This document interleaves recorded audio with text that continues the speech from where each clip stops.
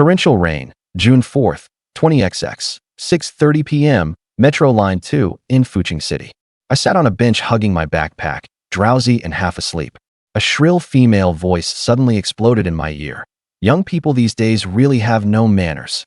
You see an elderly person and don't even know to give up your seat. What's the point of all that studying if it all went to waste? I opened my eyes and glanced over.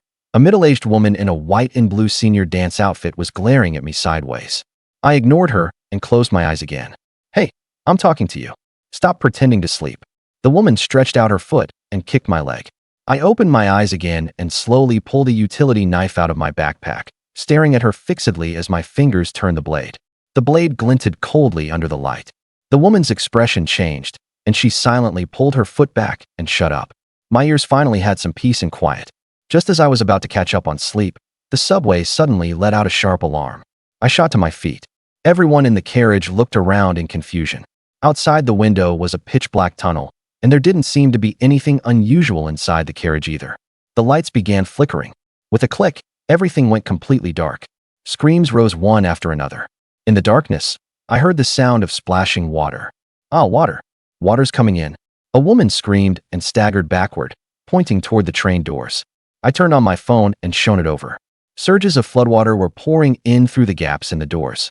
My expression instantly turned grim. I found the emergency hammer and raised it to smash the window. My hand was gripped tightly by someone. What are you doing? If you smash the window, all the water will rush in. I forcefully shook him off. If we don't smash the window, everyone will be trapped here to death. Break the window and swim out along the tunnel. There's still a slim chance of survival. The man pointed at the people in the carriage. Look, there are so many elderly people and children. What about those who can't swim? I frowned. Then what do you suggest? Wait here to die? The carriage is cramped, the air is thin, and the water outside is still pouring in nonstop. It won't be long before the whole carriage is flooded. Someone tearfully suggested looking for the conductor, only to be immediately snapped back at. If the train could still move, would it be stopped here? I pressed my phone against the window and shone it outside. The water outside is probably up to my thighs. If we break the window now, it's still not too late. Those who can't swim can climb onto the roof of the train and wait for rescue after getting out. Those who can swim, head along the tunnel to the platform, find help, then come back and report our location. No, we can't smash it. A skinny man blocked my way. Who knows if you'll come back for us after you get out? What if the flood doesn't go over the roof of the train? Then we can survive a little longer in the sealed carriage. I sarcastically pointed at the floodwater still pouring in. Are you sure staying inside will keep you safe? The skinny man's face turned ugly. He suddenly grabbed a passenger's luggage and jammed it in front of the train door. The subway staff must already be on their way to rescue us. Block the gaps in the doors first. If we hold out a little longer, we can make it until rescue arrives. Some people believed him and started using their luggage to block the doors. It was useless. The floodwater forced its way in through every crack and reached our ankles in just a few minutes. Some people were vomiting, some had fainted, and some, with trembling hands, turned on their phones to record their last words. I didn't want to sit here waiting to die. Just as I was about to smash the window by force, the hammer in my hand was suddenly snatched away. That person smashed the upper right corner of the window 3 times, and the glass was instantly covered in cracks. Someone tried to stop him, but he brandished the hammer ferociously. Don't fucking touch me. You people are all so damn wishy-washy. What do I care if you can't swim? All I know is that if I don't get out of this carriage, I'll die. If you want to stay and wait for death, then do it. I'm not risking my life to keep you company. He kicked the glass open and was the first to squeeze out. The water outside was more than 10 centimeters higher than the window, and it rushed in instantly. I reacted the fastest and climbed out second. After moving in the direction of the platform for a while, the water had risen to my chest. I started swimming forward directly. After swimming for nearly half an hour, a blinding light appeared ahead. 5 minutes later, I was rescued. I told the search and rescue personnel the train's location and the number of people affected, and they immediately sent more kayaks. Back on the surface, as far as the eye could see, there was nothing but high-rise buildings and a vast expanse of floodwater. Little sister, over here, not far away, a PLA soldier paddling a kayak waved at me. I waded through the water and walked over, then was pulled onto the boat. Little sister, where do you live? Number 3 Funan Avenue, Jiangshan Huaqing. A man beside me said excitedly, my home is over there too. Comrade, the boat is already full. Send me and this young lady back first. No, Jiangshan Huaqing is too far. Take me first. My home is just around the corner ahead. The PLA soldier ignored the argument and planned the most efficient route according to the addresses, dropping people off one by one. Raindrops as big as beans came crashing down from the sky. Garbage and debris floated all over the water's surface. Cars were overturned by the flood, and roadside shops had their doors knocked open by debris, with their contents washed everywhere inside. After struggling in the rain for more than 2 hours, I finally got back to the residential complex. My name is Xia Xiaoman, and my home is in a remote small mountain village in Yunhai City. My parents favored sons over daughters, and after I graduated from junior high, they made me quit school and work to support my younger brother. My family wasn't poor. They could completely afford for me to attend high school. I was raised by my grandfather, and I inherited his temperament completely. I never learned to meekly accept mistreatment from childhood. After my grandfather passed away, I was taken back to my parents' home. Every time they beat me once, I would beat my younger brother once. As long as they didn't beat me to death, no matter what, I would make sure to pay that beating back on my brother. I was strong, and every time I beat my younger brother Xia Xiaoman until he was half dead. After a few times, my parents became afraid and never dared lay a hand on me again. Later, they hid the household register to stop me from enrolling in high school. I directly tied up Xia Xiaoman and hid him away. Whenever they got me enrolled, that was when I would tell them where he was. The year I finished the college entrance examination, I had just turned 18, and my parents started causing trouble again, wanting to marry me off to an old widower. In the middle of the night, I blocked all the doors and windows of the house and set it on fire. My parents were awakened by the thick smoke, and when they opened their eyes and saw me holding a torch and staring at them sinisterly, they were scared half to death. To save their lives, they agreed to let me establish a separate household registration and would no longer interfere with me from then on. I got the household register, took my ID card, and left that little mountain village, never going back again. I went to university in Fuching. I worked while studying and rented a 2-bedroom apartment in Jiangshan, Huaqing. There used to be someone living next door, but later they made it big and moved away. So I simply rented both units and lived alone, comfortable and free. Jiangshan Huaqing is an old residential complex, 8 floors at most, all walk-up buildings. There is an extra long steep slope at the entrance. I heard 2 elderly people had fallen to their deaths there, and everyone said the feng shui here was bad. But the rent is cheap, and a 2-bedroom apartment costs only 800 yuan. When I got home, I took a shower, changed into dry clothes, and sat by the bed looking at my phone. I don't have many friends. It's not that I don't want to make friends, it's that I don't have the time. Before college, every day was spent studying and doing housework. After starting college, I studied while working part-time, without even time to rest. The flashing messages on my phone were all from my part-time bosses, saying the flood had submerged their shops, so I didn't need to go to work tomorrow, and the date to resume business was yet to be decided. I replied to them one by one, then opened my right hand, and a cream bun appeared out of thin air in my palm. Before I was 12, I always lived with my grandfather. After he died, he left me a thumb-sized jade gourd. Once, while cutting pig grass, I accidentally cut my hand, and the string around my neck snapped, causing the jade gourd to fall to the ground. When I reached out to pick it up, blood dripped onto it, and the jade gourd burst out with dazzling light.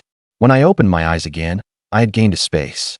The space was infinitely large, pitch black inside, and time stood still. Whatever something was like when put in, it was the same when taken out. Its only drawback was that it couldn't hold living things. During my 2 years in college, I had been working at a bakery. Every night, the near-expiration bread the shop didn't want was taken into my space by me. The supplies in my space now are enough to open 3 bakeries. I tore open a package and ate bread while watching the news. This flood didn't break out all of a sudden. For the past few days, Floating City had been hit by non-stop torrential rain. The dam in the upstream city of Nanxia had fallen into disrepair over the years, and its floodgates had loosened and come off. Massive floodwaters came pouring down, and in just a few hours Floating City turned into a vast expanse of water. The internet was flooded with news about the disaster. I keenly noticed that there were unusually many places hit by floods this year. Even in our province alone, 4 cities were affected, and in other provinces at least 6 regions had suffered flooding. Then I checked the weather forecast. Most of the southern regions were under torrential rain. The weather in the north was abnormal too. In June, hail and snow were falling nonstop. Seeing the alert on my phone saying there would be an extreme rainstorm tomorrow, I felt a faint sense of unease. It was already dark outside. Property management sent a message in the group chat saying the electrical box on the 1st floor had been flooded and damaged, so power supply was temporarily unavailable. I lay on the bed with my eyes closed, taking stock of the savings I had built up over the past 2 years. I had never eaten my fill growing up, so after I had a little money in hand, what I bought most wasn't pretty clothes or shoes, but all kinds of food. My biggest hobby was going to the supermarket at night, buying discounted food, or redeeming snacks with reward points. If I came across a really good deal, I'd buy as much as I could, since things in my space wouldn't expire anyway. Aside from the 20,000 yuan in tuition I'd saved, my space was filled with the food I'd stockpiled over the past 2 years. I wasn't short on food, but I lacked medicine and essential daily necessities. If the floodwaters didn't recede anytime soon, I'd have to find a way to get some. Ring, ring, ring. A string of digits from an unfamiliar number came in. I picked up, and a man's hoarse voice came from the other end. Hello? Is this Xia Xiaoman? Who is this? I'm Yuan Gang. Are you Xia Xiaoman? I remembered then, the village party secretary. Back then he wouldn't let me go to high school, so I tied up Xia Xiaoman and dumped him on the mountain. Yuan Gang came to my house to mediate and persuaded my parents to let me go to school. Later, when I went to college, he even slipped me 200 yuan. To repay that kindness, I left him my contact information. Xiaoman, there's flooding at home. Your parents' house was buried by mud that slid down from the mountain. Do you want to come back and take a look? What about my parents? Were they buried too? No, they just happened to go into town to pick up your younger brother, so they escaped disaster. Oh, then notify me when they get buried. Yuan Gang clicked his tongue. You little girl, how can you be so heartless? Not heartless. I'm already the mother of 3 children now. Yuan Gang was just a peacemaker. He sympathized with whoever seemed pitiful and couldn't tell right from wrong. I couldn't be bothered to argue with him. For the sake of the 200 yuan he had once helped me with, I reminded him to stock up on food before hanging up. Early the next morning, the rain was still pouring down, and the floodwater had already risen to the 2nd floor. I turned on my phone to check on the outside world. Overnight, more than a dozen text alerts warning of extreme rainstorms had poured in. The signal was poor, and the webpage took quite a while to load. Of the top 10 trending searches, 7 were about torrential rain and flooding in the south. 1 said a northern city had suddenly been hit by hail, and 2 were about celebrities donating for the natural disasters. When I saw that 3 or 4 cities upstream of Floating City had all experienced extreme rainstorms in succession and had already accumulated floodwater, the unease in my heart grew even stronger. Scrolling through the glaring disaster-related words on my phone, I took out a notebook and carefully looked up the current natural disasters happening around the country and the world. You don't realize it until you check. The more I looked, the more alarmed I became. In just these 3 to 5 days, different degrees of natural disasters had appeared all over the country and across the world. Someone might be suppressing the news on the domestic internet, but on the foreign internet, disaster videos and discussions were everywhere. And many people were talking about doomsday theories, saying this was God's warning to humanity and that the apocalypse was coming soon. Putting down my phone, I gazed at the vast flood outside with a heavy heart. After thinking it over for a long time, I changed clothes and decided to go out and salvage supplies. After a full day and night of rescue efforts, the people trapped outside had basically all been sent back home. Residents on the lower floors were also moved to higher places to stay temporarily under the coordination of the neighborhood committee. The rescue team is busy distributing supplies now, and people in the group chat said instant noodles will be delivered at noon. Everyone was cheering. But I understood one principle from a young age: never place your hopes in others. Disasters are happening all over the country, and no matter how abundant the supplies are, they can't withstand calls for help coming from all directions. Floating City is almost completely flooded, and rescue manpower is limited. They have to both pull people out and evacuate residents. Who knows when supplies will arrive? Rather than sitting around waiting, I'd rather do it myself. There was a medium-sized supermarket diagonally across from the residential complex, on the 2nd floor. The goods there probably hadn't been washed away. The torrential rain pounded so hard it hurt. Wearing only thin clothes, I jumped into the water, and the icy water wrapped around my whole body, making me shiver involuntarily. Floating debris in the water kept crashing toward me, driven by the flood. I gritted my teeth and carefully avoided it, using the street lights and the walls protruding above the water to guide me as I swam desperately toward the supermarket. Half an hour later, I stumbled my way there. The water inside had already risen to knee level. At this rate of rainfall, if it doesn't stop tonight, the supermarket will be completely soaked by tomorrow. Rather than letting it be flooded and wasted, I might as well take everything. The rolling shutter door was locked. I looked around. There was no power, and the little red light on the security camera was out too. I found a fire axe and hacked at the lock dozens of times until I smashed it open. Right inside the entrance were little mountains of milk, drinks, and gift boxes. With a wave of my hand, I put it all into my space. I didn't leave behind even the things that had been soaked in water. I'd open them up later and see if they were still drinkable. I collected everything as I went. Hot pot meatballs, shrimp paste, squid, chicken mid-wings, beef, and sea fish from the freezer, plus frozen tangyuan, bread, and mantou.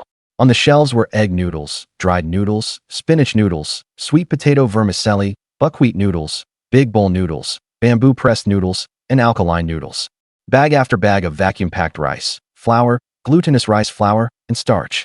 There were also all kinds of seasonings and snacks, and I cleared out the shelves along with them. The household goods section was farther back. I took all the sanitary pads and tissues, toothbrushes, toothpaste, laundry detergent, body wash, shampoo. Not a single thing left behind. The supermarket also sold underwear and clothes, plus quilts and blankets, so I took all of those too. I'd keep what suited me, and what didn't could be sold later. I felt absolutely no guilt about emptying out the supermarket. In just a little over an hour, the water level had already risen to my waist. If I didn't take it, was I supposed to leave it there to soak underwater? After clearing out the supermarket, I dived down to the first floor to look for a pharmacy. I remembered there was one right by the entrance. The shop was already flooded, the glass door had been forced open by the current, and the inside was a complete mess. But I noticed a small door inside that was shut tight, probably the storeroom.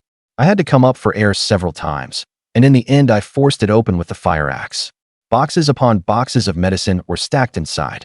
I didn't have time to look closely, so I shoved everything into my space in one go and decided to sort through it slowly after I got home. I had gotten both medicine and daily necessities. The remaining problem to solve was how to start a fire after the gas was cut off. The residential complex had gotten natural gas 2 years ago, and the nearby shop owner who sold gas canisters couldn't keep the business going and closed down. So there wasn't a single place selling them within a 10-mile radius. I still hadn't thought of a solution for the time being. By the time I got back to the residential complex, it was almost 11.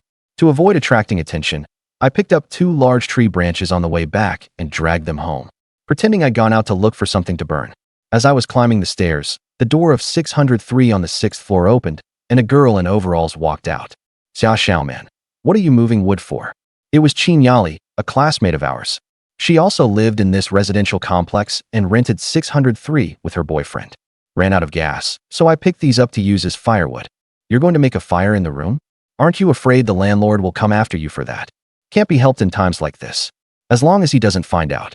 A burst of loud laughter suddenly came from inside 603. Qin smiled awkwardly. My boyfriend's friend's home was flooded, so he's temporarily moved in with us. I nodded and kept dragging the branches upstairs. Just as I reached my door and took out my keys, the door to 702 next door opened. A bespectacled man stuck his head out, took a look, and muttered, I thought the rescue team had arrived. Then he looked me up and down, his lewd gaze stopping at my waist. Beauty, do you live alone? I ignored him, opened the door, and dragged the branches inside. Beauty, let me help you. It'll be easier with 2 people. The bespectacled man eagerly ran over, grabbed the end of the branches, and tried to walk into my apartment. I didn't stop him. Once the branches were inside, I turned around and did a spinning kick, landing one hard kick square in his chest. The bespectacled man was caught off guard and was sent straight to the ground. Clutching his chest, he couldn't catch his breath for a long while. You, cough cough. Are you fucking crazy? I kindly helped you carry your stuff, and you hit me. I let out a cold snort. Get the hell away from me, bitch. If there's a next time, I'll kill you. Who the hell do you think you are? If you tell me to get lost, I should get lost? The bespectacled man got up, grabbed a branch nearby, and was about to hit me. I punched him straight in the face, grabbed his hair, and slammed his head hard against the ground 4 or 5 times. Scum, you bastard who only thinks with your lower half. Did you really think I didn't know what you wanted to do when you tried to enter my home? Only after smashing his head open and bloody did I kick him out the door with a look of disgust. I locked the door and used a mop to clean the blood off the floor. I was about to go to the bathroom for a shower when I discovered the residential complex's water had been shut off. I sighed, used the water I'd stored yesterday to wash up, changed into clean, dry clothes, and curled up on the sofa with my eyes closed, taking stock of the spoils in my space. The supplies in the space were piled into little hills. The medicines obtained from the pharmacy warehouse were fairly complete. Cold medicine, Huanglian Qingre Jiedu pills, ibuprofen, vitamin C Yin Xiao tablets, Chuanbei loquat syrup, Jiji syrup, Jianwei Xiaoshi tablets, compound licorice tablets, watermelon frost lozenges. All these common medicines were there. For bottled medicines with screw caps like Gigi syrup, she took them out and checked them, and there were leftover stains on the bottle mouths. But luckily, there was a layer of foil sealing the mouths, so the medicine inside had not been contaminated. Those pills and tablets sealed with foil were also still intact. Only some bottled medicines without foil seals on the openings had been contaminated. There was also a full range of medicines for external injuries, such as various medicinal plasters, alcohol, red antiseptic solution, Yunnan Baiyao, gauze, hydrogen peroxide, iodine disinfectant, and so on. However, some of the alcohol had been contaminated by the floodwater. She planned to keep it for making alcohol lamps later or for wiping away stubborn stains. There were also medical supplies, masks, thermometers, and even several boxes of family planning products. The masks were all in sealed packaging and fortunately had not been contaminated, while the thermometers had been completely soaked through. But this thing could be used after washing it clean. There were also Chinese medicinal herbs, but many had been ruined by soaking in water, and she didn't recognize the ones that hadn't been damaged. So keeping them was useless. She would sell them to a pharmacy when she had the chance later. The haul from the supermarket was also considerable. Visually, the food and daily necessities collected from the supermarket were enough for her to use alone for decades. In a cheerful mood, Xia Xiaoman took out a Wuji giant chicken drumstick from her space, something she used to want to eat but couldn't bear to buy, and while gnawing on the drumstick, checked the messages on her phone. Mayonnaise, 504, didn't they say someone would come deliver supplies at noon today? It's already 12 o'clock now, so why hasn't anyone come yet? Lin, 403, same here. I'm starving to death. Is there any kind person who can help me out? I can pay. Seeing this sentence, Xia Xiaoman struggled inwardly for 2 seconds. Forget it. Life is more important than money. Now is not the time to make money. Gnawing on the fragrant chicken drumstick, she continued reading the property management group messages. Shuyu, 303, uncles and aunties, older brothers and sisters, please take me in. The water downstairs is about to flood the second floor, and it will probably reach my home this afternoon. Does anyone have a spare room I can stay in for 2 days? Hua Xiao, 801, little sister. There's still room at your big brother's place. Add me on WeChat and DM me. Lin, 403, _, please, I'm begging you, give your little brother something to eat. Your little brother is willing to pay 10 times the price. Bin, G, 603, there's a supermarket across from the complex. How about we go there and look for something to eat? Egg yolk mayonnaise, 504, better not. The flood outside is so bad, and there are so many floating objects in the water. What if someone drowns or gets injured by being hit by debris? Ong, 703, it's pouring outside, and there's thunder too. It's too dangerous to go out. We'd better just stay home and wait. The rescue team won't abandon us. Perhaps out of trust in the rescue team, no one in the group brought up going out to look for supplies again. Xia Xiaoman switched pages and checked the news posted online. While she was out salvaging supplies, 2 more cities in their province had been hit by flooding, and the situation in other provinces was no better. Remembering what the village party secretary said yesterday, Xia Xiaoman checked the situation back in her hometown. Half of her home village had been buried by a mudslide, and the people from the remaining half had been evacuated by the rescue team to a school in the town for temporary shelter. In videos posted online, PLA soldiers were digging through the mud in the rain, trying to recover the victims buried underneath. Xia Xiaoman let out a heavy sigh, switched phone screens, and returned to the chat app again.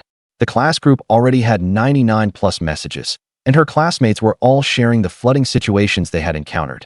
Most of the students in the class lived on campus, and some had posted videos of the school being flooded. In the video, the floodwaters had already submerged the 3rd floor of the dormitory building, and students living on floors 1 to 3 had all been arranged to stay in vacant dorm rooms on higher floors. Those who couldn't fit were assigned to the teaching building. In the video, the students were all very optimistic. It was their first time encountering this kind of flood. In their eyes, it was an exciting and novel adventure game.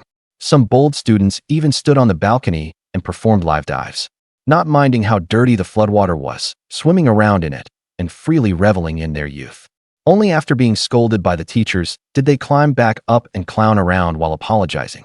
There were also kind and simple classmates who shared their stash of snacks, eating snacks, and playing poker with their roommates to enjoy a brief moment of peace.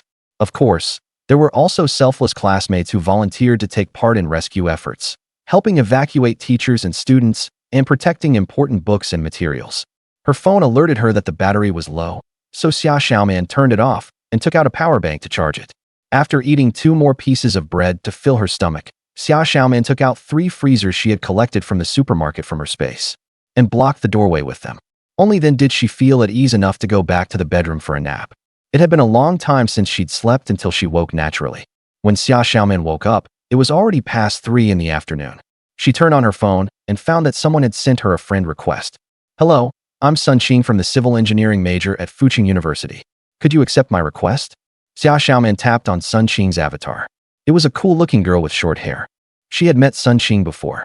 Sun Qing seemed to live in the same residential complex as her, but not in the same building. Once, when she was returning to the complex after a night shift, someone followed her. Sun Qing happened to pass by and deliberately greeted her, scaring off the person who had been tailing her. After thinking it over, Xia Xiaoman accepted the friend request. "Sunny day, hello, I'm Sun Qing." "Xiao Dingman, what is it?" "Sunny day. Sorry, I live on the 3rd floor, and my place got flooded. I wanted to ask if there are any vacant rooms left in your building."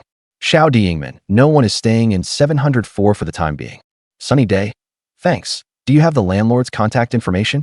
The 4 apartments on this floor all belong to the same landlord. The residential complex had just gone on sale, and when the landlord realized the rooms here were relatively small, he bought 4 units, planning to invest in renting them out.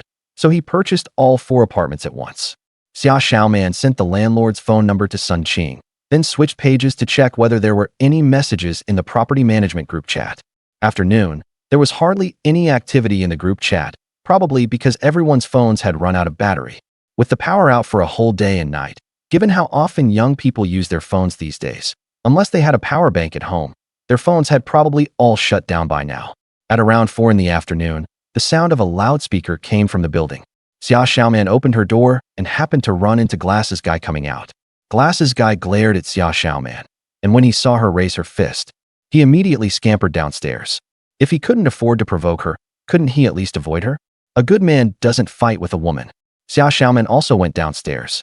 The announcement on the loudspeaker was telling the residents to go down to the 3rd floor to collect relief supplies. The stairwell on the 3rd floor was packed with people, all there to collect supplies. Before she even got close, Xia Xiaoman spotted Sun Qing carrying bags of various sizes in her hands. Sun Qing noticed her too and flashed her a grin. "Hello, I'm Sun Qing." She then pointed to the girl standing beside her with her hair in a bun and added, "This is my friend, Yi Xiaojia." Yi Xiaojia gave Xia Xiaoman a shy smile. Xia Xiaoman nodded. "My name is Xia Xiaoman. How did you get here?" Sun Qing said with a smile. "We got lucky. We ran into a rescue team delivering supplies when we went out and asked them to bring us over. Let's not chat for now. We need to carry our luggage upstairs. You should go collect your supplies." Sun Qing and Yi Xiaojia went upstairs. On the way, they ran into Glasses Guy, who had just collected his supplies. Glasses Guy made an excuse about helping Yi Xiaojia carry her things and tried to touch her hand, but she dodged him without a trace. By the time Xia Xiaoman came upstairs with her supplies, she found Glasses Guy leaning against the wall beside the stairwell on the 6th floor, wailing in pain, with blood all over his nose and mouth. The relief supplies distributed by the rescue workers were 3 bags of instant noodles in 5 small packets and 10 bottles of 500 milliliters mineral water. This was a 5-day ration. And if nothing unexpected happened in the next 5 days, the rescue workers would not come again. Xia Xiaoman had no worries about food or drink and had nothing to do while staying at home. Xia Xiaoman had not experienced such leisurely days again since her grandfather passed away. Every day, she either had endless housework to do or endless jobs to work. Xia Xiaoman couldn't sit still, so she cleaned up the house and put as many things as possible into the space. After clearing out an area, Xia Xiaoman took out the 2 large branches she had brought back that morning and used the fire axe to chop the branches into firewood of roughly equal length, then stood them in the corner to dry. The wind outside grew stronger again, and the pitch-black sky covered the earth, with occasional flashes of white light followed by deafening thunder. The floodwaters had already risen to the 3rd floor, and the supermarket across from the residential complex had also been completely submerged by the flood. On the 3rd day of the flooding, there were far fewer office drones glad they didn't have to go to work and students glad they didn't have to go to school. After days of torrential rain and floodwaters that only rose and never receded, people began to feel uneasy. When they opened their phones, the screen was flooded with news of disasters in various regions. Heavy rain in the south, hail in the north. Foreign countries were not spared either tornadoes or volcanic eruptions, or tsunamis.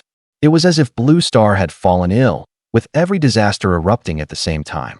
Bang, bang, bang. Regular knocking sounded at the door. Xia Xiaoman looked outside through the peephole. Qin Yali was standing uneasily at the door, with a clear slap mark still visible on her face. After thinking for a moment, she opened the door. What's the matter? Qin Yali turned her head away and said in a tearful voice, Xia Xiaoman, can I stay at your place for 2 days? I had a fight with my boyfriend, and he kicked me out. I have nowhere to stay right now. Qin Yali cried pitifully. Xia Xiaoman glanced at her. She had come empty-handed, without even a bag. Sorry, no. Qin Yali hadn't expected her to refuse and froze for a moment. Why? We're classmates. Can't you take me in for 2 days for the sake of being classmates? Once the rescue team comes in a couple of days, I'll move out immediately. Xia Xiaoman rolled her eyes. I'm not your dad, and I'm not your mom. To me, you're, at most, just a somewhat familiar stranger. Why should I let a stranger stay in my home? It's not like there's something wrong with my brain. Besides, you came empty-handed to ask for a place to stay. Are you trying to sponge food and drink off me here? You've got this all figured out way too well. Tears of grievance welled up in Qin Yali's eyes. Xia Xiaoman, you're going too far. I just simply wanted to stay at your place for a while. If you don't want to, then fine, but why slander me? Fine, then I'll tell you clearly right now. I don't want to let you stay. Please get the hell out of here now. Xia Xiaoman made a gesture inviting her to leave. Qin Yali glared at her with reddened eyes. Xia Xiaoman, how can you be so cold and heartless, not even willing to help a classmate? I'm not only cold and heartless, I'm also rough on women. Want to give it a try? Xia Xiaoman said, clenching her fists. Qin Yali's expression changed. She wasn't sure whether Xia Xiaoman was just trying to scare her or if she would really hit her. Just then, the bespectacled man from next door, apartment 702, who knew how long he had been eavesdropping behind his door, suddenly opened it and said, Beauty, got nowhere to stay? You can come to Big Brother's place. Big Brother lives alone. After saying that, he didn't forget to throw 2 flirtatious glances at Qin Yali. Only, his glasses had been broken by someone, so the way he threw those flirtatious glances made people wonder whether his eyelids were twitching instead. Qin Yali took a step back in disgust. No thanks. I'd better go back and coax my boyfriend.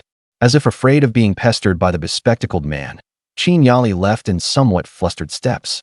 The bespectacled man stared regretfully at Qin Yali's departing figure, and after withdrawing his gaze, he instinctively looked at Xia Xiaoman. Seeing Xia Xiaoman raise her fist, he slammed the door shut in an instant, as if there were ravenous beasts outside. Xia Xiaoman closed the door and took out a bag of chips from her space. She had just opened it when the front door was pounded on again. She tossed the chips back into her space and put one eye up to the peephole, and only after seeing clearly who was outside did she open the door. When Sun Qing saw the door open, she revealed a bright smile. Hello, are you interested in coming with us to pick up bargains? Pick up bargains? What do you mean? Xia Xiaoman asked. Sun Qing didn't answer directly. Do you have time right now? Would it be convenient to come over to my place and talk? Sure, wait a moment while I get my keys. Xia Xiaoman was very interested in what she meant by picking up bargains. The house Sun Qing rented was the same as Xia Xiaoman's, a 2-bedroom apartment with a living room. Entering the living room, Xia Xiaoman saw Yi Xiaojie doing push-ups in the living room, wearing a tank top and shorts.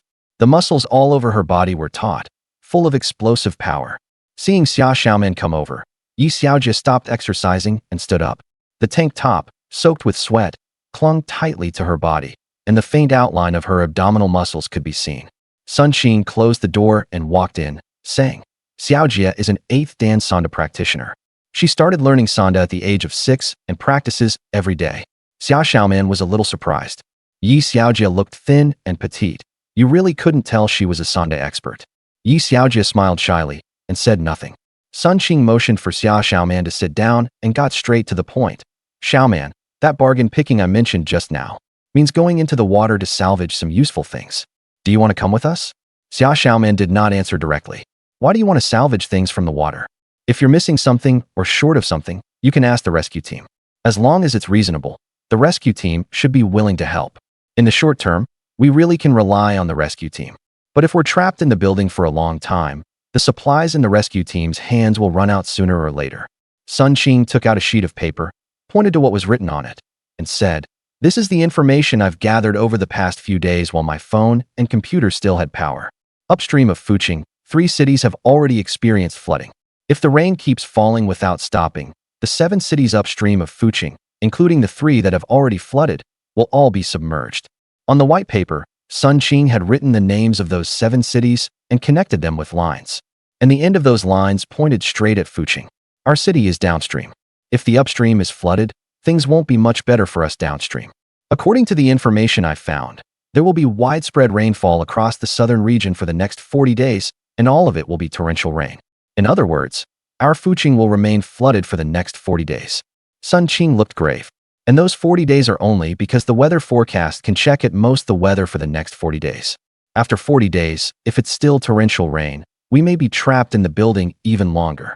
That's why I want to take advantage of the fact that the flood has just started and the water level isn't too deep yet, to salvage some useful things from the water. Fuqing is an industrial city. Now that the flood has broken out, Fuqing's grain depot has been submerged, and several nearby cities are also experiencing flooding. Right now, supplies are still being distributed, but before long, the supplies from above will probably be completely used up. Sneaking off to salvage things from other people's stores, Sun Qing felt somewhat guilty. But every man for himself, or heaven and earth will destroy him. Given the current situation, if she didn't prepare for a rainy day, she feared that before long she and Xia Xiaoman would starve to death. Worried that Xia Xiaoman might feel burdened about it, Sun Qing said, "Xiaoman, you don't need to worry too much. We'll only salvage things submerged in the water. We won't touch anything else. Once those things have been flooded, they can't be sold anymore. Rather than letting them sink in the water and wait to be thrown away, it'd be better for us to put them to good use." Xia Xiaoman, who felt absolutely no psychological burden, asked, "When are we going?" She had also checked the weather forecast before and guessed that the weather might not be very good for some time to come, which was why she had risked going to the supermarket across the street to do a 0 yuan shopping spree during a thunderstorm. Sun Qing glanced at the weather outside. The wind and rain were raging, thunder and lightning flashed, and it was as dark as night, without a trace of light. Going out at a time like this would simply be throwing away your life for nothing. She pressed her lips together and said, "Today's weather really isn't suitable. I wasn't planning to go out right now. Before going out, we need to make preparations first. At the very least, we need to get a raft so we can move around on the water." Xia Xiaoman nodded. "What's your plan? Can you explain it in detail?" "Of course," Sun Qing said with a smile. "I'm an outdoor sports enthusiast. I've done rock climbing, diving, and hiking. There is a large outdoor equipment specialty store in Xinbai Mall. Whether you want to go up into the sky or down into the sea, it has the corresponding gear for sale. Our residential complex is quite far from Xinbai Mall. If we swim there, we might run out of strength. So Xiaojia and I plan to dismantle the bedboards in the house, then tie on some highly buoyant items and make a raft to paddle to Xinbai Mall and look for diving equipment in that store. Once we get diving equipment, salvaging supplies will be much easier." She thought for a moment, then added, "Also, I remember their store has inflatable kayaks. The promotional ad said that when folded up, it's only the size of a backpack, making it easy to carry. At a time like this, diving equipment and kayaks are both life-saving gear." Xia Xiaoman was instantly tempted. "Okay, when are you taking action? If there aren't enough wooden boards at your place, I still have an empty bed board over at mine. We'll move once the rain eases up a bit. I checked the weather forecast. The wind will be lighter tomorrow." After Sun Qing finished speaking, she looked at Xia Xiaoman with an expression as if she wanted to say something but stopped herself. Xia Xiaoman frowned. "What is it? Is there something else?" Sun Qing hesitated for a moment, then said, "The door lock on my side was forced open. If Xiaojia and I are both not home, I'm afraid someone might sneak into the apartment. The water level keeps rising, and there aren't many vacant apartments left in the building. Once the water rises to the 4th floor, the residents there may start knocking on doors one by one asking to stay. If those residents discover that no one is home at their place and force their way in, or if they steal the things in their apartment, it would be more trouble than it's worth." Xia Xiaoman was unable to help with this. She was worried about the issue too. All the doors in the building look the same. If someone means to pick a lock, they can pry it open after fiddling with it for a bit. How about the two of you leave one person at home to keep watch? Xia Xiaoman looked at Sun Qing. Sun Qing felt a little troubled. In such harsh conditions, she didn't want to separate from her companion. Yi Xiaojia, who had been silent all along, spoke up. "We can ask the guy across the hall to keep an eye on the place for us." Xia Xiaoman was stunned for a moment. "You mean the delivery guy who lives in 703? Yi Xiaojia nodded. "I think he's a pretty nice person. When we moved a couple of days ago, he even helped us carry our luggage." The delivery guy's name was Zhou Chuyang. He looked cold on the outside but was warm-hearted, and he often fed the stray cats in the neighborhood. Xia Xiaoman knew him. He was always able to get takeout coupons from all kinds of channels. And some of those coupons gave huge discounts, letting you buy takeout worth over a dozen yuan for just 2 yuan. For the sake of those coupons, Xia Xiaoman had even added him as a friend, asking Zhou Qiuyang to send her more coupon sources whenever he had time. Then why don't we just bring the guy across the hall in two and have him go salvage supplies with us? Sun Qing asked. Xia Xiaoman nodded indifferently. She wasn't the one putting the group together, so she had no right to interfere. As long as she got what she was supposed to get, she didn't care how many people they brought into the team. But if the supplies were distributed unfairly, then they couldn't blame her for using her space to swallow up all the supplies. Sun Qing was a woman of action. After confirming the candidate, she immediately got up and went next door to find Zhou Qiuyang.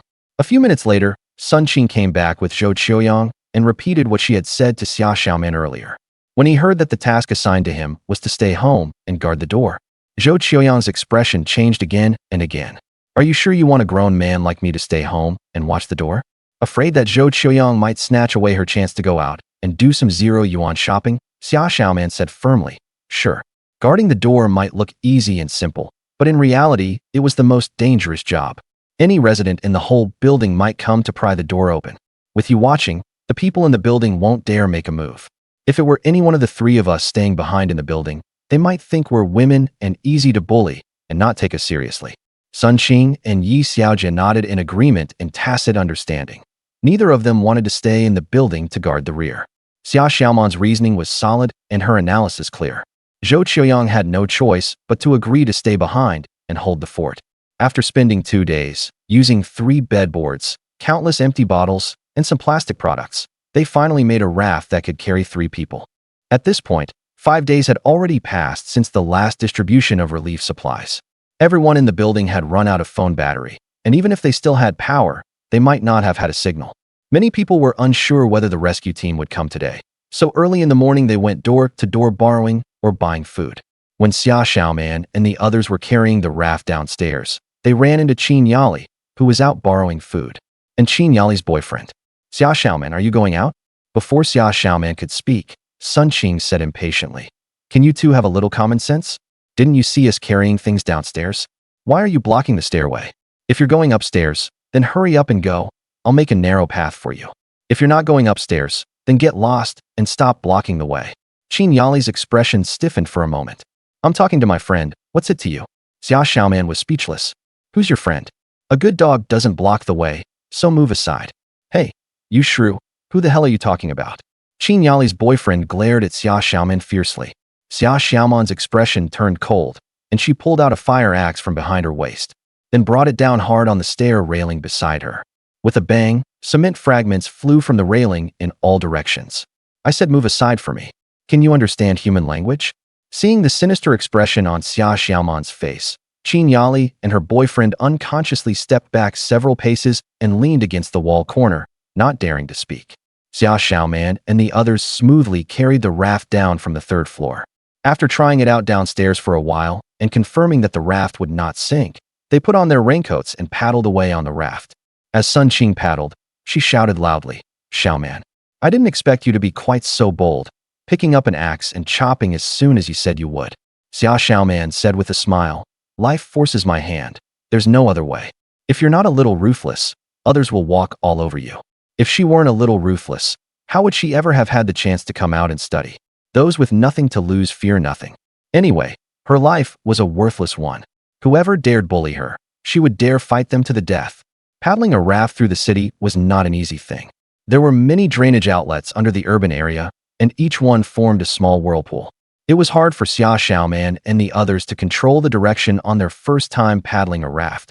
If they were not careful, the whirlpools would catch them and spin them in place. After struggling along for more than 4 hours, they also encountered several rescue teams on the way. Every rescue team that saw them came over very warmly to ask where they were going and whether they needed help.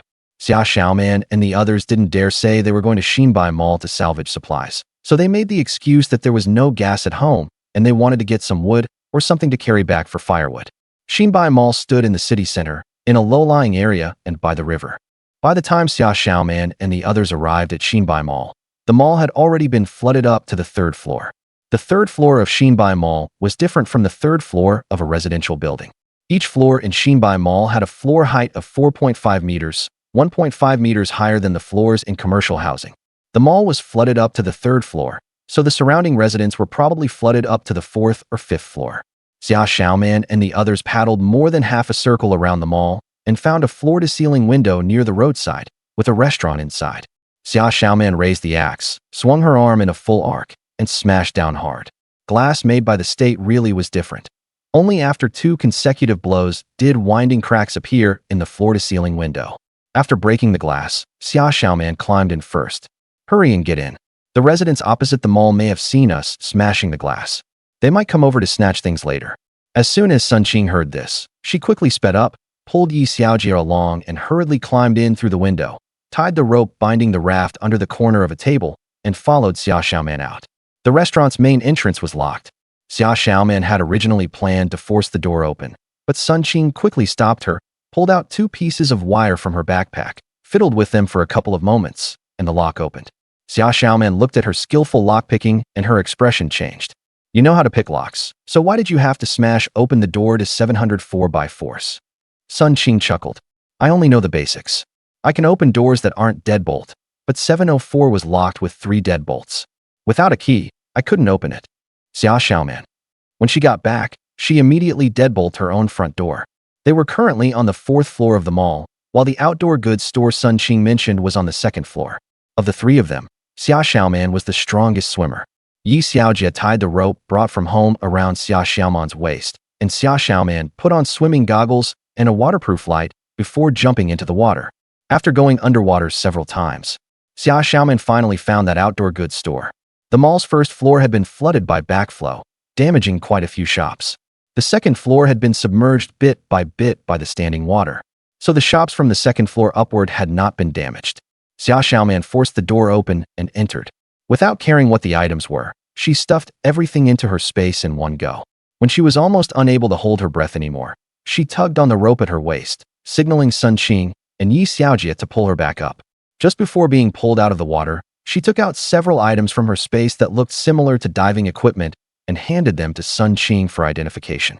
After confirming they were not diving equipment, Xia Xiaoman dived back into the water and collected the rest of the items in the outdoor goods store. This outdoor goods store truly lived up to being the most well-stocked shop. Xia Xiaoman had to dive back and forth 8 times before she managed to store everything in the shop into her space. On the first dive, Xia Xiaoman brought up several bundles of climbing rope and carabiners, and had Sun Qing and Yi Xiaojie thread the carabiners onto the climbing ropes. On the second dive, she took the climbing ropes strung full of carabiners down with her and clipped some of the shop's items onto the ropes. Then had Sun Qing and Yi Xiaojie pull them up. By the time she surfaced from the last dive, supplies were already piled up behind Sun Qing and the others.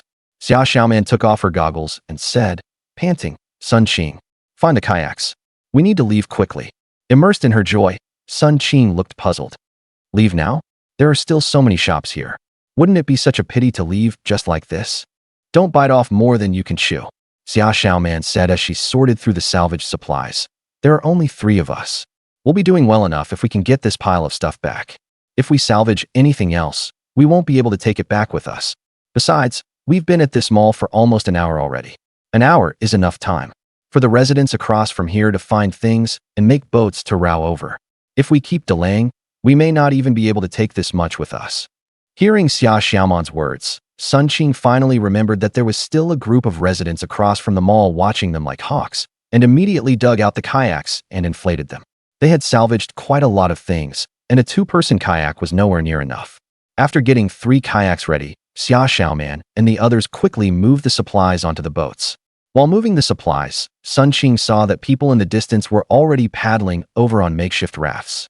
She got so anxious that she did not even want the raft anymore. And as soon as the supplies were loaded, she urged Xia Xiaoman and Yi Xiaojie to hurry and leave. After paddling some distance away, Sun Qing looked back and saw her raft had been seized by others, and her heart ached a little. But when she turned back and saw the kayak loaded to the brim with supplies, she instantly felt healed again. The kayaks were easier to handle than the raft, and it took them just over 2 hours for the return trip. When they arrived downstairs at the apartment building, the people inside seemed to have been waiting for relief supplies and were all gathered at the stairwell entrance. Xia Xiaoman narrowed her eyes and looked over. Don't paddle this close. Just wait outside the building. I'll go inside and get Zhou Qiuyang to come down and help. Sun Qing and Yi Xiaojia nodded and told Xia Xiaoman to be careful. Xia Xiaoman swam into the building alone. As soon as she stepped onto the stairs, an older woman in the building hurriedly spoke up. Miss, you're here helping the rescue team deliver supplies, right? Why don't you bring the stuff over? She played dumb, but the greed in her eyes was almost impossible to hide. Xia Xiaoman ignored her and walked straight past her upstairs. The older woman reached out to grab her. Hey miss, don't go. Hurry and have your companions bring the relief supplies over so we can split them. We've been hungry all day. Xia Xiaoman was almost yanked off balance by her, and her face instantly darkened. She shook off the older woman in one motion. If your brain doesn't work, then shut up. Don't let people find out you're a brain-shriveled idiot. The rescue team wears red vests, and the supplies they bring are boxes of instant noodles. Am I or my companions wearing vests? Are we carrying instant noodles? And you still want a share of our supplies? Why don't you take out your family's gold and share that too? The older woman was nearly flung to the ground by her shove, and her husband immediately took offense, putting on airs because of his age and lecturing. You damn girl, how can you talk so nastily and even hit people? You don't respect the elderly or care for the young at all. If you're not with the rescue team, then just say you're not. Do you really think we'd rob some damn girl's things? The other residents also started criticizing her one after another. They just mistook you for the rescue team. You could have just explained it. Did you really have to hit someone? The whole group was full of righteous indignation, standing on the moral high ground and condemning Xia Xiaoman, as if she had done something utterly unforgivable. These sanctimonious people, while calling Xia Xiaoman overbearing and unreasonable, kept their eyes fixed on the 3 kayaks. What they were scheming was so obvious you could practically hear it through their skin. Xia Xiaoman had guessed that the residents in the building would covet their supplies, which was why she had told Sun Qing and Yi Xiaojia not to get close to the stairs. She was just about to pull out the axe at her waist and reason with them by force, when Zhou Qiuyang stuck his head out from upstairs and shouted, Xia Xiaoman, did only you come back? His voice drew quite a few people's attention. The older woman looked at Xia Xiaoman, then looked at Zhou Qiuyang. Xiaoyang, you know this girl? Zhou Qiuyang ran down in a few quick strides and, without even sparing the older woman a glance, walked up to Xia Xiaoman. Where are the others? Outside. Go help pull Yi Xiaojia over. Xia Xiaoman stepped aside. Zhou Qiuyang nodded, leaped into the water in one bound, and swam to the kayak where Yi Xiaojia was, swimming behind it and pushing the kayak along as he went. Just as they got close to the stairs, several hands reached toward the kayak. Xia Xiaoman pulled out her axe and brought down the flat side with a smack. It landed exactly on the back of that older woman's hand. She yelped and jerked her hand back. My hand. My hand is going to break. Xia Xiaoman looked at her coldly. If you dare touch my things again, I won't mind really chopping your hand off. Xia Xiaoman, you've gone too far. How can you just hit people? Qin Yali hurried down from upstairs, standing protectively in front of the older woman. Xia Xiaoman, you brought back so much stuff. Can't you give us some? At worst, we'll pay for it. Is there really any need to hit people? Seeing someone take the lead, the other onlookers in the building began a new round of moral condemnation of Xia Xiaoman. Qin Yali's boyfriend came over with several people. Fuck, why are we wasting so many words? There are more of us. Let's just go up and snatch it. Whoever grabs it gets it. The moment he finished speaking, Yi Xiaojia rushed right up to him with a trekking pole in hand and brought it down hard on his kneecap. With a flick of her wrist, the trekking pole struck the other two on their calves, and they instantly clutched their legs and fell down. Clap, clap, clap. Sun Qing, who had just paddled her kayak to the stairway entrance, applauded vigorously. Xiaojia, you're awesome. So cool. Hearing Sun Qing's praise, the cold expression on Yi Xiaojia's face instantly melted, and she gave a shy smile. Sun Qing jumped out of the kayak and walked over to Yi Xiaojia, putting one arm around her shoulders and taking the trekking pole from her hand with the other, pointing it at the onlookers as she said domineeringly, Our Xiaojia has practiced martial arts since childhood. Anyone who wants to snatch our things should think twice about whether they have what it takes to exchange a few moves with our Xiaojia. The scene fell silent, with only the soft groans of those Yi Xiaojia had knocked down. Since you don't have the guts, then what are you still standing around here for? Haven't you heard that a good dog doesn't block the way? The onlookers were unwilling, but they truly didn't have the courage, and silently stepped back a few paces, making way. After Zhou Qiuyang carried up the last bag of supplies and closed the door, he said, You were too impulsive today. You've offended everyone in the whole building. Be more careful when you go out from now on. After thinking for a moment, he added, Be careful at home too. Sun Qing shrugged indifferently. It's fine. We won't be living here much longer anyway. Zhou Qiuyang froze for a moment. You're moving away? Xia Xiaoman's expression turned grave. It's not that we want to move away, but that we have no choice but to leave. The waterlogging in the city is too severe. The rain has been lighter these past 2 days, so the water hasn't been rising as fast as in the first couple of days, but it keeps raining nonstop. Sooner or later, it will flood up to our 7th floor. Today, when she went out with Sun Qing and Yi Xiaojia, she saw clearly what floating city was like now. If they're lucky, it will take another 10 days to half a month before the floodwater reaches the 7th floor. If they're unlucky, an upstream city may open its floodgates to release water, or the gates may be damaged in the flooding and discharge water. Overnight, the floodwater could rise to the 7th floor. In short, no matter what, they had to move out of this building unless the skies cleared up. All right, let's stop talking about such unhappy things. Let's hurry up and divide the supplies. Sun Qing, a little excited, sorted and put away the supplies. For 130L camouflage hiking backpacks, for 80L medium-sized backpacks, 8 full sets of diving equipment, oxygen cylinders, folding barbecue grills, 2-person tents, cassette stoves, inflatable mattresses, portable sleeping bags, alcohol stoves, emergency thermal blankets, multi-purpose knives, multi-function safety hammers. Time was pressing, so Xia Xiaoman brought along as many of the items Sun Qing and the others needed as possible, with each type enough for more than 4 people. For some commonly used consumables, such as oxygen cylinders, alcohol stoves, cassette stoves, and the like, Xia Xiaoman took as many extras as possible. Sun Qing divided these things into 4 portions, 1 for each person. Zhou Qiuyang felt a little embarrassed. I'll just take 1 set of diving equipment. You all can divide the rest. I didn't do anything, so taking this many things wouldn't be fair to you. If we're giving it to you, then take it. If you really feel bad about it, then next time when we go out scavenging, you can stay behind and keep watch. Sun Qing said with a smile. We completely offended that bunch in the building today. Next time we go out, they'll definitely come up and bang on the door, so you have to guard our home well. Zhou Qiuyang suddenly felt immense pressure. How about we move out right now? I know of a housing development that just opened for sale. Only a few units have been sold, but the buildings are already finished and the doors and windows have been installed. We can move there. Sun Qing thought for a moment, then shook her head. Let's wait and see how the authorities arrange things. The rain keeps falling. The higher-ups won't just watch the people get drowned alive. There will definitely be corresponding policies. Xia Xiaoman agreed. There was no rush. The residential complex is quite close to shops and supermarkets, so living here makes it convenient for us to salvage supplies.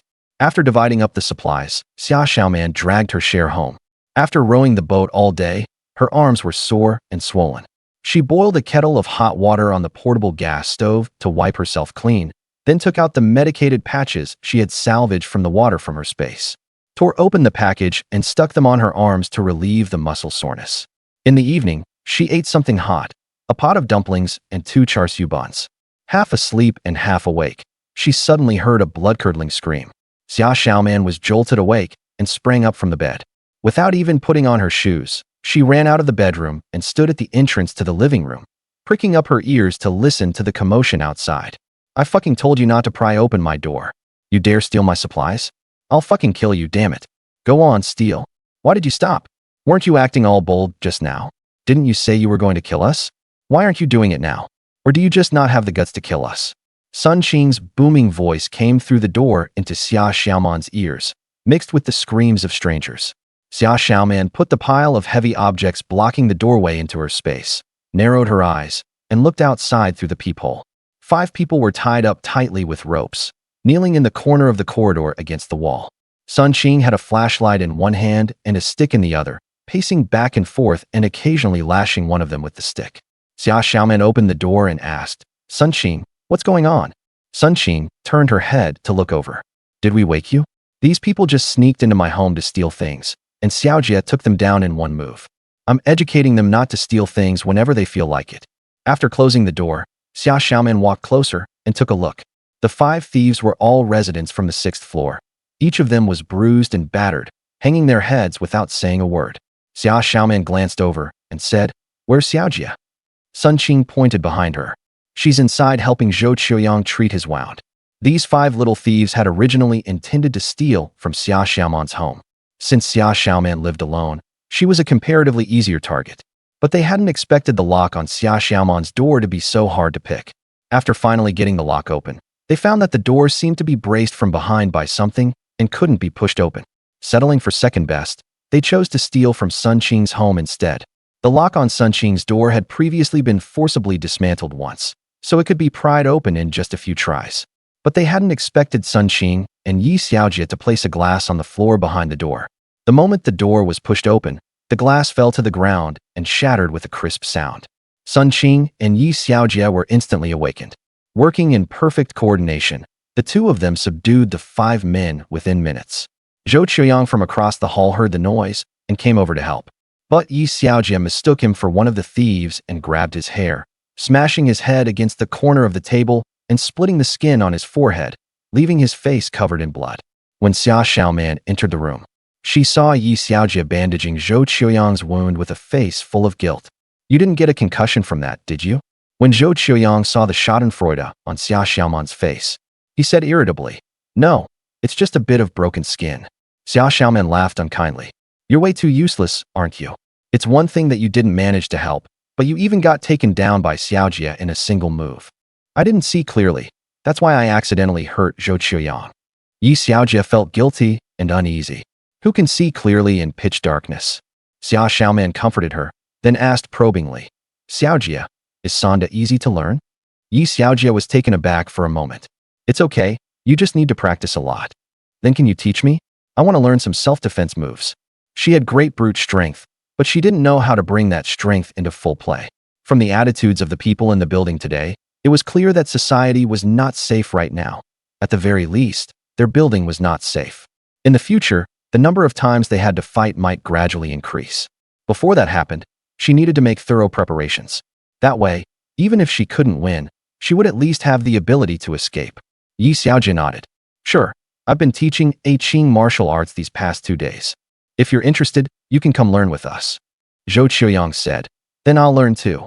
Sun Qing, who had just come in, heard this and casually asked, "Learn what?" Xia Xiaoman said with a smile.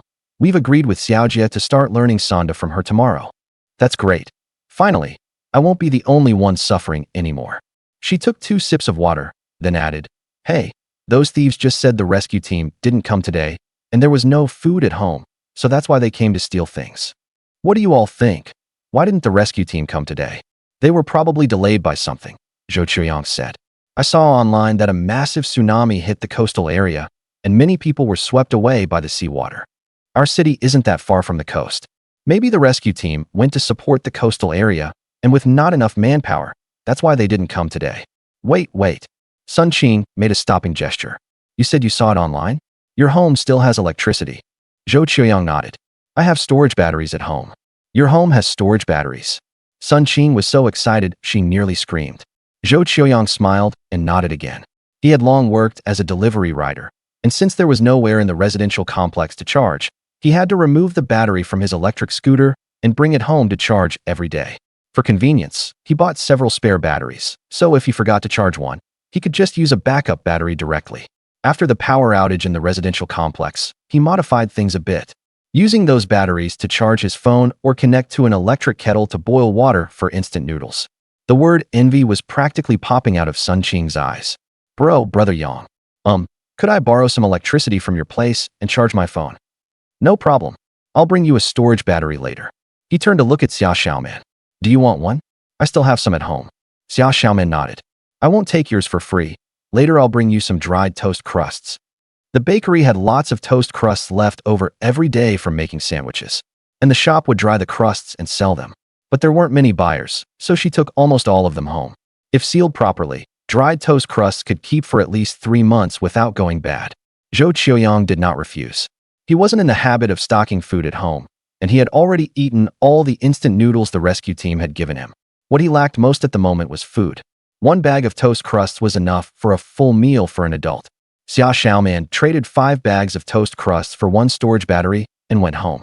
When she woke up in the morning and turned on her fully charged phone, the ding-dong of message push notifications rang out. The signal was as weak as a person on the verge of death, taking in more breaths than they let out. After tapping on a news item and waiting forever, the content finally slowly appeared, but images and videos could not load at all. Flooding was rampant across the south, and natural disasters were also constant in the north. A 9.0 magnitude earthquake struck the island nation surrounded by seawater, and the small islands instantly split apart as if torn by an invisible giant hand. At the same time, the volcanoes on the islands erupted uncontrollably with a thunderous roar. Flames shot into the sky, thick smoke billowed, and lava gushed out like fire dragons, the blazing fire illuminating the entire sky.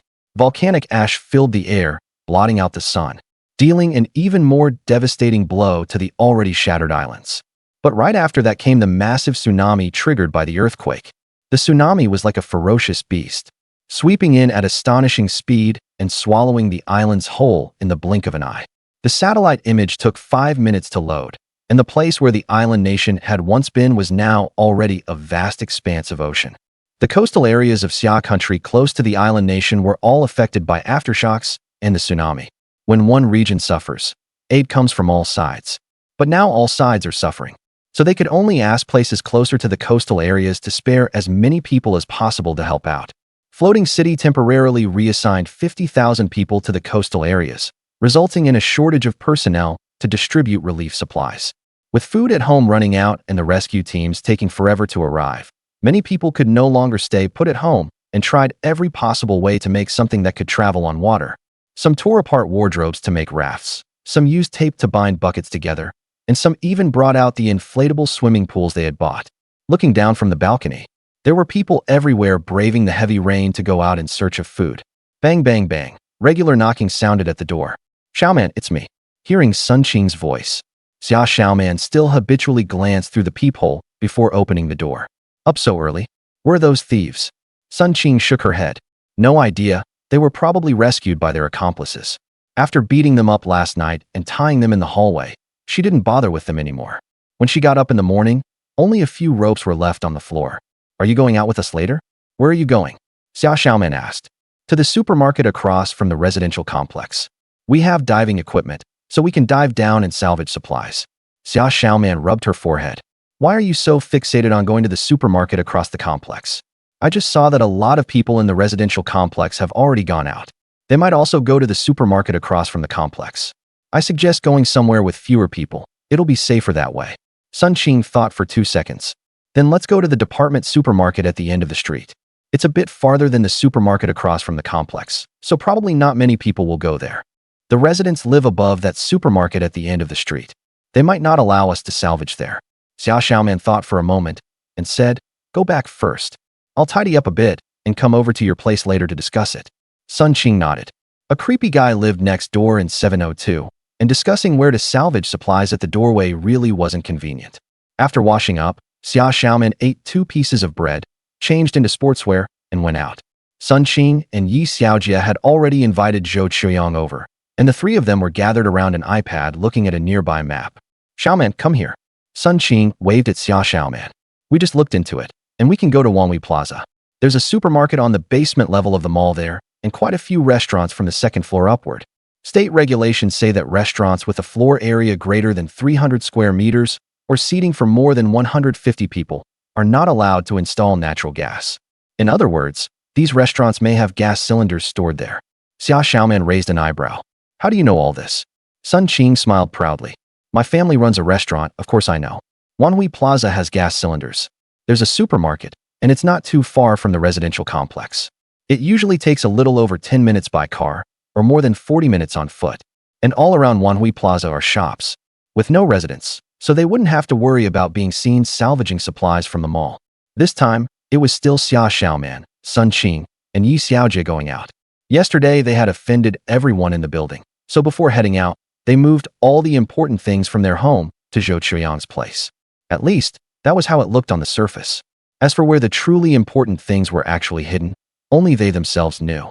After all, they weren't that familiar with Zhou Chuyang, so there was no way they would entrust important supplies to him for safekeeping. There were probably quite a few people who hadn't received relief supplies yesterday.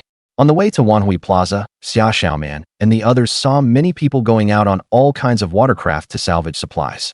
The 3 of them squeezed onto a 2-person inflatable kayak and, under envious, jealous, and resentful looks from all directions, quickly paddled toward Wanhui Plaza. After rowing all day yesterday, all 3 of their arms were sore and aching, and the blisters on their palms had rubbed raw. But none of them complained of pain or stopped. They gritted their teeth and rode hard. When they reached Wanhui Plaza, the group paddled around the mall, looking for a way in. Suddenly, Yi Xiaojia pointed somewhere and said, "Aching, there's a hole broken in that window over there. Let's go take a look." Sun Qing swayed the paddle in her hand, and before long they reached the opening. Xia Xiaoman glanced at the edge of the hole and said, "This opening was smashed out by someone. There may be other people inside, so we need to be careful when we go in later." Inside the floor-to-ceiling window was a clothing store that sold kipeos. Kipeos embroidered with exquisite patterns hung on the walls one after another. But Xia Xiaoman and the others paid them no attention and directly pushed the inflatable kayak into the interior of the mall. They had only just gone in when they saw two men guarding a pile of supplies. The two men stared at Xia Xiaoman and the others warily. Xia Xiaoman swept her gaze over them, pointed to the place farthest from the two men, and said, "Let's go over there. You two stand guard in the corridor, I'll dive down." Sun Qing nodded in agreement. Her and Yi Xiaojia's swimming skills were average, so relatively speaking, Xia Xiaoman was the most suitable person to go into the water. Xia Xiaoman put on the diving gear and adjusted it a few times. Only after figuring out how to use it did she jump into the water. When the two men in the distance saw Xia Xiaoman wearing diving gear, a trace of greed showed in their eyes. Their supplies had been moved down by their companions from floors that hadn't been flooded. If they had diving gear, they could also take possession of the supplies submerged downstairs. Watching the two men put their heads together and whisper, Sun Qing said softly, "Xiaojia, if someone comes to snatch the supplies later, if we can't beat them, jump into the water. We have diving gear, so we can dive and escape. Don't lose your life over a little bit of supplies." Yi Xiaojia gave a quiet in response and tightened her grip on the climbing pole in her hand. Meanwhile, Xia Xiaoman dived to the bottom and switched on the waterproof searchlight. This supermarket was on basement level B1. The backflow of the flood had directly wrecked most of the shops on the first floor, and the supermarket had not been spared. But fortunately, walls on all sides blocked it off, so most of the things in B1 had remained where they were. It was just rather messy, and it would take some time to look for supplies. They had already discussed it before coming. They were short-handed and couldn't carry too many things, so they would only take some necessities: salt, sugar, food, medicine, sanitary pads, and gas canisters. As for other things, they would take them if they could. If not, so be it. Xia Xiaoman had originally thought these things would all be hard to find. She swam to the supermarket and, after going in, discovered that many vacuum-packed and lightweight items were all floating against the ceiling. She put these things into her space bit by bit, and after collecting about half of them, she saw a large area of neatly packaged sanitary pads and tampons. Xia Xiaoman took out an oversized garbage bag, poked several holes in the bottom, and then threw all the sanitary pads and tampons into the garbage bag. Only after filling 2 large bags to the brim did Xia Xiaoman stop. She tossed the 2 bags of sanitary products into her space, planning to take them out again when she swam back up. The vacuum-packed sugar and salt had very little air inside, so they had all sunk to the bottom. After searching around the condiments section, Xia Xiaoman found dozens of bags of salt and sugar of different brands. After making a round of the supermarket, she had basically put everything usable and edible into her space, and she also found 2 boxes of water purification tablets. Those were really good stuff. After the bottled water ran out, they would have to rely on water purification tablets to provide clean water. The supermarket storeroom door was locked tight. Xia Xiaoman pried at it twice, found that it wouldn't budge, and gave up directly. She took the portion supplies out of her space and fastened them onto the climbing rope. After fastening everything on, she tugged the rope hard 3 times. Sun Qing received Xia Xiaoman's signal and immediately began pulling the rope. Pull the supplies little by little out of the water. When the first rope came up, Sun Qing shoved Yi Xiaojia aside. "I'll pull the rope. You stand guard and don't let anyone get close. There's a watermelon knife on the rope. Take the knife." The watermelon knife was specially tied on by Xia Xiaoman. With so many supplies being pulled out of the water, it was inevitable that people would covet them. Yi Xiaojia and Sun Qing only had 2 trekking poles in their hands, not enough weapons, so that was why she tied on 4 watermelon knives. The supermarket's watermelon knives weren't long, less than 40 centimeters. But their advantage was the good material and sharpness. They were more lethal than trekking poles. Yi Xiaojia tucked the trekking poles into the back of her waist, picked up 2 watermelon knives, and warily stared at the surroundings. Seeing the supplies Sun Qing had pulled up, the 2 men in the distance lowered their heads and muttered something. Before long, one of them suddenly left and headed upstairs. Xia Xiaoman had prepared 5 climbing ropes covered with clips. After fastening something onto every clip, she immediately swam up toward the surface. Climbing onto the corridor, Sun Qing frantically helped her take off the diving gear. "Xiaoman, someone's here to snatch the fruits of our labor. Do you still have a knife? Aren't 4 knives enough for the 2 of you?" Xia Xiaoman asked, panting. "Xiaojie and I have enough. But what about you?" Xia Xiaoman didn't answer and pulled a fire axe from behind her waist. Sun Qing frowned. "The axe is too cumbersome. Why don't you switch to something else?" Xia Xiaoman shook her head. "No need. I'm used to swinging an axe. Before college, all the firewood at home was chopped by her in the mountains, and she also split it piece by piece. Some thick logs had to be chopped open with an axe. Compared with using those flimsy knives, she was still more used to an axe." The chaotic sound of footsteps came closer and closer, and the man who had left earlier came downstairs in a grand procession with 7 or 8 people. To prevent Xia Xiaoman and the others from escaping, the 8 people split up, 4 approaching from the corridor on the right, while the other 4 plus the one originally guarding the supplies, 5 in total, flanked from the left. "I'll take the left side. You 2 take the right." Yi Xiaojie gripped the knives with both hands and stared ahead expressionlessly. The sharp twin blades did not scare off these robbers. "Little girl, do you even know how to use a knife? Your big brother here was playing with knives before you were even born. If you know what's good for you, put down what's in your hands and get the hell out of here. Since you're young, I'll spare your lives. If you don't know what's good for you, then don't blame me for showing no mercy." These days, drowning 1 or 2 people isn't anything rare. It wasn't hard to see why these people had set their sights on Xia Xiaoman's group of 3. They had arrived at the mall early and spent ages prying locks, only to find a little unfinished food in the restaurant, not even enough to divide among their 9 people. Xia Xiaoman was wearing diving gear, and with just one dive she hauled up so many supplies. How could they not be jealous? Even if they were outnumbered, they couldn't lose in momentum. Sun Qing shouted at the top of her lungs, "If you've got the guts, come and take them. All that yapping. Are you too chicken to rob us? Refuse a toast only to drink a forfeit. Brothers, get them." The leader raised his knife and charged. Xia Xiaoman turned her head and asked, "Sun Qing, are you a Sonda expert too?" Sun Qing, "No." Xia Xiaoman, "Not a Sonda expert and still this arrogant." Seeing the 4 on the other side about to rush over, Xia Xiaoman grabbed the big bag full of salt, spun around twice on the spot, and hurled the bag out. The 4 people hit by the bag instantly fell to the ground. Xia Xiaoman seized the chance to rush forward and smashed the back of the axe onto the other party's spine. Sun Qing raised her knife, but after a fierce inner struggle, she still couldn't bring herself to slash down. She then put the knife back at her waist, clenched her fist, and punched the man in the temple. The man crashed heavily to the ground, motionless as if dead.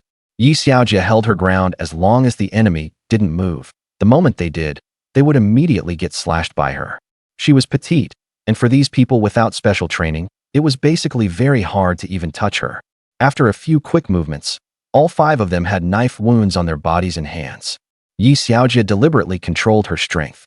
These cuts were not deep, all just superficial wounds, but they were still painful enough to keep people from standing up straight. Waves of screams echoed through the empty mall. Out of 9 people, Yi Xiaojie slashed 5, Xia Xiaoman struck 2, and the remaining 2 were beaten unconscious barehanded by Sun Qing. "Didn't you say you didn't know Sonda?" Sun Qing nodded. "I don't know Sonda, but I learned boxing. Xiaojie and I met at the boxing gym. She's my junior fellow apprentice." Xia Xiaoman, "Just now, who were you saying you'd drown?" Sun Qing clenched her fist at the ringleader.